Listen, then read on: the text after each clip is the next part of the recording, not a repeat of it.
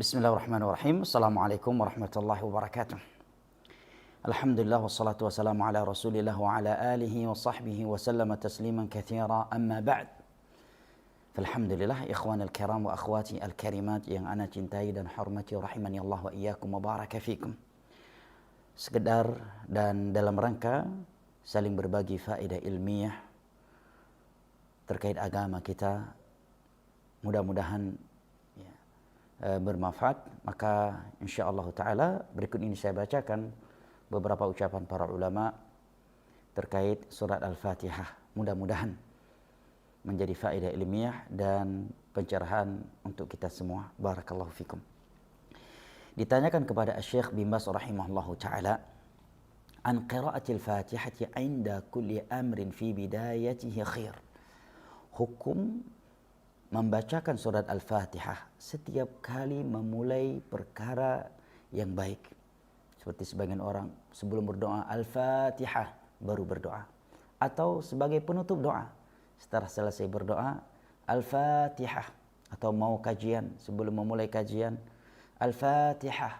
Maka jamaah pun membacanya secara berjamaah. Dan yang semisal dengannya. Maka Syekh bin Baz rahimahullahu ta'ala menjawab di dalam Majmu' Fatawa beliau dan dapat dilihat di dalam website Al-Imam Ibnu Baz. Beliau menjawab la asla lihada. Tidak ada dasarnya untuk perbuatan ini. Naam. Kemudian penanya kembali mengulangi la asla lihada. Ya Syekh, benar? Ini enggak ada landasannya, enggak ada dalilnya. Maka Syekh mengatakan la qablahu wa la ba'da. Tidak ada dalilnya menjadikan surat Al-Fatihah sebagai pembuka doa, kajian atau perbuatan yang baik atau sebagai penutupnya. Ma yaf'alu ba'dun nas yaqra al-Fatihata 'inda al-bidi aw 'inda al-nihayah. Adapun yang dilakukan oleh sebagian manusia membaca Al-Fatihah ketika ingin memulai sesuatu atau menutupnya 'inda nihayat at-tawaf aw as-sa'i aw ghairi dhalik min al-ibadat la asla lah. Mereka membaca Al-Fatihah ketika selesai tawaf, sa'i atau selainnya dari ibadah-ibadah yang ada, ini semuanya tidak ada dalilnya. Tidak ada dalilnya dari Al-Quran dan dari hadis Nabi SAW. Baik ucapan, perbuatan ataukah ikrar beliau terhadap perbuatannya para sahabat Nabi, para sahabatnya radhiyallahu anhum. Innama syara'a Allahu qira'ataha fi shalah. Allah menganjurkan surat Al-Fatihah untuk membaca surat Al-Fatihah di dalam salat. Qira'atuha ma'al Qur'an, membacanya bersama dengan Al-Quran. Kullama khutima 'ada wa bada'a biha wa qara'a. Tayyib. Setiap kali dia mengkhatam Al-Quran, dia kembali lagi membaca Al-Quran dan memulai dengan surat Al-Fatihah, maka ini baik. Amma an yakhussaha biqira'atiha biqira'atin 'inda tawafihi aw akhir tawafihi aw fi anwa'il mu'amalat allati ya'maluha laysa lihadha asl. Sini Syekh mengatakan ya'maluha. Adapun dia mengkhususkan bacaan Al-Fatihah ketika mau tawaf atau selesai tawaf atau ibadah-ibadah lain yang mereka lakukan, ini semuanya tidak ada dalilnya, kata Syekh bin Baz rahimahullah. Lakin idza qara al-hamdala fi awal ad-du'a wa shalla 'ala an-nabi sallallahu alaihi wasallam. Adapun jika ia membaca ayat-ayat pertamanya saja yang mengandung pujian kepada Allah, kemudian bersalawat kepada Nabi sallallahu alaihi wasallam, dia hanya membaca alhamdulillahirabbil alamin arrahmanir rahim maliki yaumiddin awal-awal surat Al-Fatihah, maka ini tidak mengapa. Kenapa? Tidak mengapa, li'annaha hamdun wa thana'un aw tahammud bighairi dhalik min anwa'il hamdi la ba's. Karena ini adalah pujian dan sanjungan kepada Allah Jalla wa'ala. Dan mengawali doa dengan pujian dan sanjungan kepada Allah Jalla wa'ala adalah sesuatu yang telah datang banyak dalil yang menganjurkannya. Ini tidak mengapa. Dia membacanya ketika berdoa atau di awal doa. Kemudian dia berselawat kepada Nabi SAW. Setelah itu baru berdoa. Hadza la ba'sa bih. Ini tidak mengapa. Jika yang dibaca hanya Alhamdulillahirabbil alamin arrahmanir rahim maliki yaumiddin, karena kandungannya adalah pujian dan sanjungan kepada Allah Jalla wa ala. Kemudian penanya kembali bertanya kepada Syekh, idza qara al-qari fi masjid aw fi munasabatin muayyanah ayatin minal Qur'an الكريم وانتهى من ذلك يقول الفاتحة كيف توجهون يا شيخ. Terkadang sebagian orang membaca di dalam sebuah masjid atau suatu pertemuan tertentu, mereka membaca ayat-ayat tertentu dari Al-Quran dan ketika telah selesai dia mengatakan Al-Fatihah. Bagaimana ini wahai Syekh? Maka Syekh menjawab, hada la asla lahu aydan. Ini juga tidak ada dalilnya. Nah, penanya kembali berkata, la aslalah, ini tidak ada dalilnya ya Syekh. Maka Syekh kembali berkata, la asla lahu bid'ah. Ini tidak ada dalilnya. Ini adalah perbuatan bid'ah. Nah, jawaban Syekh bin Baz rahimahullah ta'ala yang sudah tua renta dan dikenal sangat berilmu dan hikmah dalam berdakwah. Kemudian juga dikatakan oleh Syekh Muhammad bin Shalih Al-Utsaimin rahimahullah ta'ala di dalam tafsir beliau. Kalau kita membeli tafsir juz amma beliau, ini juga disebutkan dan juga di awal tafsir beliau.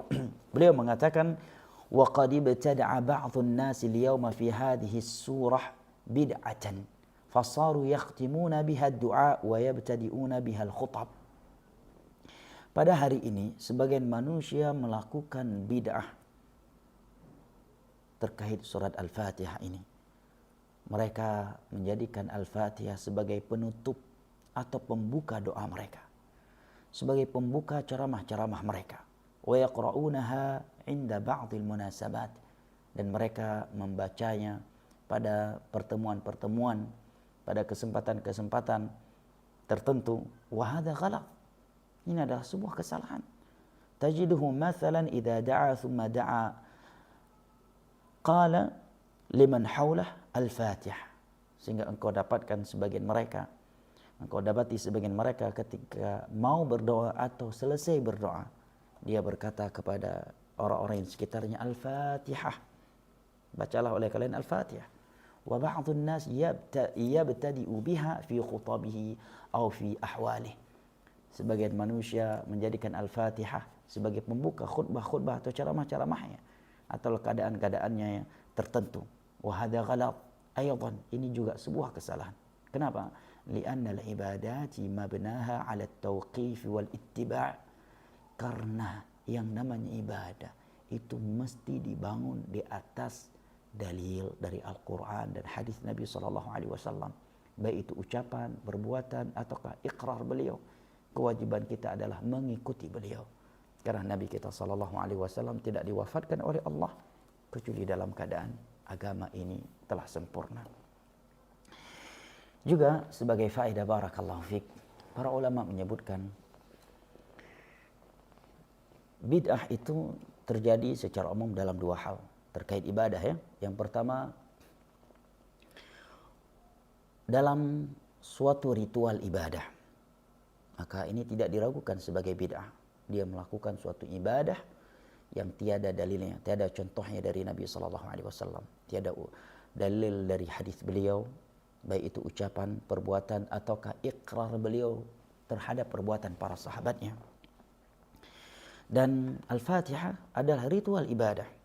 Nah, yang kedua adalah dalam masalah wasilah ibadah.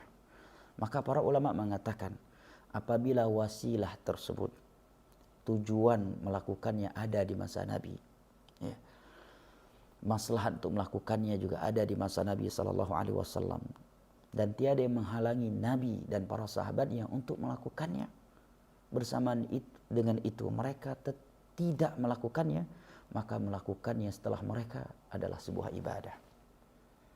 Nah, yang bid'ah adalah sebuah ibadah yang bid'ah. Barakallahu fik. Sebagian orang ada yang berdalil dengan beberapa riwayat dan menjadikannya sebagai dalil yang membenarkan perbuatan mereka dalam hal ini, menjadikan Al-Fatihah sebagai pembuka ceramah, pembuka doa, atau sebagai penutupnya. Ada yang menyebutkan bahwa ada dari ulama salaf ya, yang melakukan demikian.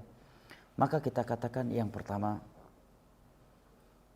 dalil yang menjadi sebagai dasar hukum di dalam Islam ini adalah Al-Quranul Karim. Yang kedua adalah hadis Nabi SAW. baik itu ucapan, perbuatan ataukah ikrar beliau terhadap perbuatan para sahabatnya radhiyallahu anhum. Nah, dengan pemahaman mereka para sahabatnya. Yang berikutnya, perbuatan ulama bukanlah sebagai landasan dan sumber hukum. Yang menjadi sumber hukum adalah perbuatannya Nabi sallallahu alaihi wasallam. Adapun perbuatan selain Nabi sallallahu alaihi wasallam, bahkan perbuatannya para sahabat Nabi sallallahu alaihi wasallam yang tidak disepakati dan tidak dilakukan oleh para sahabat yang lainnya, itu mesti ada dalilnya dari Al-Quran dan hadis Nabi sallallahu alaihi wasallam. Apalagi perbuatannya para ulama yang datang setelah para sahabat Nabi sallallahu alaihi wasallam. Adapun hadis yang berbunyi Al-Fatihah lima quri'at lah, Al-Fatihah itu manfaatnya sesuai dengan tujuan untuk apa kita membacanya. Ini hadis yang tidak ditemukan asal usulnya di dalam sumber-sumber hadis, dalam buku-buku hadis. Demikian juga riwayat yang disebutkan oleh sebagian orang dari sebagian ulama tabi'in, apakah itu Atha ataukah yang lainnya. Riwayat-riwayat tersebut adalah riwayat-riwayat yang tidak sahih secara sanadnya. Di dalamnya terdapat banyak rawi-rawi yang predikat hadis mereka dipermasalahkan oleh ulama jarh wa ta'dil. Yang kedua, seandainya sahih, maka itu adalah perbuatan ulama dari kalangan tabi'in. Dan dalam ilmu usulul fiqh sepakat, ya, perbuatannya manusia, para ulama, siapapun dia selain Nabi SAW itu mesti dibangun di atas dalil. Mesti ada dalil dari Al-Quran dan hadis Nabi SAW. Perbuatan ulama bukanlah dalil, bukanlah landasan hukum, bukanlah sumber hukum di dalam Islam. Sumber hukum di dalam Islam adalah Al-Quranul Karim dan hadis-hadis Nabi SAW. Baik itu ucapan, perbuatan ataukah takrir beliau. Cabang dari itu adalah ijma', kesepakatan seluruh ulama Islam yang benar-benar ulama, dan qiyas yang mu'tabar. Naam. Barakallahu fik. Yang berikutnya, mereka yang berdalil dengan athar Atha tersebut ataukah selainnya, mereka telah menjadikannya dalil bukan pada tempatnya. Dengan penjelasan di atas yang pertama, yang kedua, dalam athar tersebut sama sekali tidak ada anjuran membacanya secara berjamaah. Dan tidak pula ada penyebutan membaca menjadikannya sebagai pembuka doa, pembuka ceramah, maupun penutupnya secara terus-terusan. Barakallahu fiik. Oleh karenanya tidak kita dapatkan dari Nabi SAW dan para sahabatnya. Mereka menjadikan Al-Fatihah sebagai pembuka khutbah Jumat, sebagai pembuka doa mereka, pembuka ceramah mereka, atau sebagai penutupnya. Tidak pula dari tabi'in, tabi'in, bahkan juga dari 4 imam mazhab. Nah, padahal riwayat-riwayat ilmu agama dari mereka sangatlah banyak, sangatlah detail ya. Bersama dengan itu tidak kita dapatkan mereka menjadikan Al-Fatihah sebagai pembuka atau penutup doa, majelis, khutbah mereka ataukah pertemuan-pertemuan mereka yang lainnya secara rutinitas, terus-terusan dan secara berjamaah. Semoga yang sedikit bermanfaat dan mencerahkan. Barakallahu fikum. Wassalamualaikum warahmatullahi wabarakatuh.